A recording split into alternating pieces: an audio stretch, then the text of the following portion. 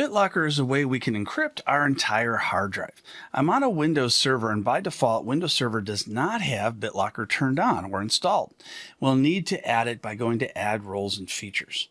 So inside Server Manager, I click on Add Roles and Features, and we get the wizard that appears. And I'm going to keep scrolling all the way until I get to Features.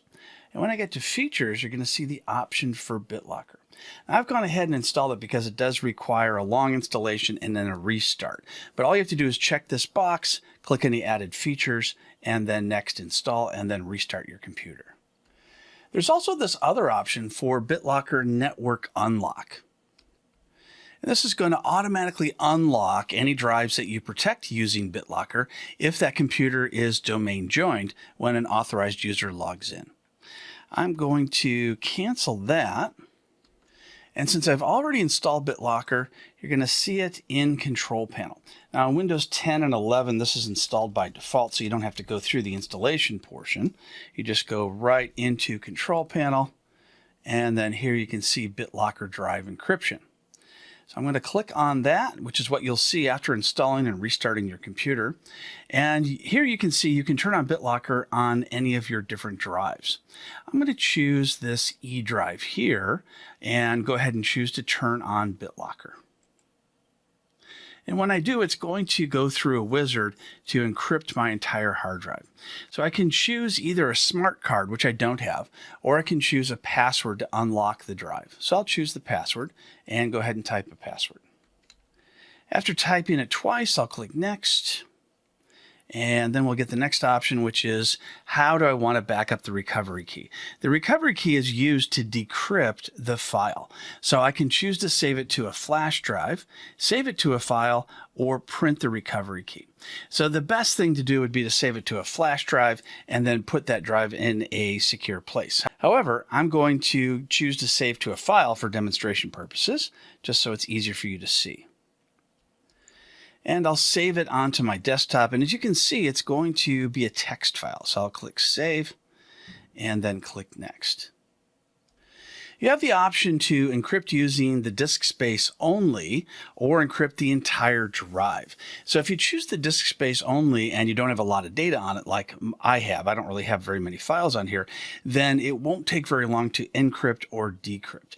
However, if I would like to choose the entire drive option, then this could take hours depending on the size of the drive. The nice thing about choosing the used disk space only is as you add more space to it, it will encrypt those files as well. Now you have the option for the new encryption mode or compatible mode. Compatible mode would be for older drives. And when I say older, that's really tough to say. But I'm going to estimate anything older than, say, 3 or 4 years old as of 2023. Now I'm ready to encrypt, and it's encrypting the drive. And the drive is now completely encrypted. It didn't actually take very long because the drive is mostly empty, but yours might take longer. And you can see I have the option now to back up my recovery key again, and it gives me that wizard once again. So if I'd like to, I can also back it up to other locations. I can remove the password.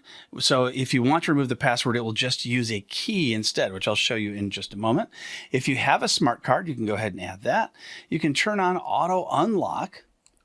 And when I select that, you see you get a message that says the operating system drive is not protected by BitLocker. So you're only going to see that if you do encrypt the C drive, which is where my operating system is installed. Then I have the option to turn off BitLocker altogether. Take a look above the drive. You're going to see a little picture of a lock. And you can see that it's unlocked because I'm the authorized user that encrypted it. If an unauthorized user tries to gain access to this data, they won't be able to do that. Beneath that is BitLocker to Go. BitLocker to Go is used on a USB or removable drive where you may move it from one location to another, and then you can use that network unlock key or password in order to decrypt it. Since this is a drive that's installed in the operating system itself, I'm not going to be able to use that, but I can just use regular BitLocker. Now I'm going to go to the recovery key. So I'm going to double click on that. You see it's just a text file.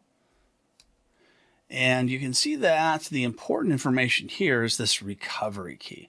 So if you remove the password or if you choose to unlock it using the recovery key instead of the password, that's the information you would want. The identifier above, you're only going to see if you type in a PowerShell command just to see what the identifier is of the drive. But knowing that this is the drive that I have gone ahead and encrypted, then you can see that there is the recovery key. And it works the same way as a password to decrypt the drive if needed. Now, if I'd like to turn off BitLocker, I can just go back in and choose turn off. It's going to decrypt the drive altogether, and I can go ahead and encrypt it again later if I'd like. So that is how we enable and configure BitLocker on a Windows server. If you're doing this on a Windows 10 or 11 computer, the process is going to be the same, except for you don't have to install it.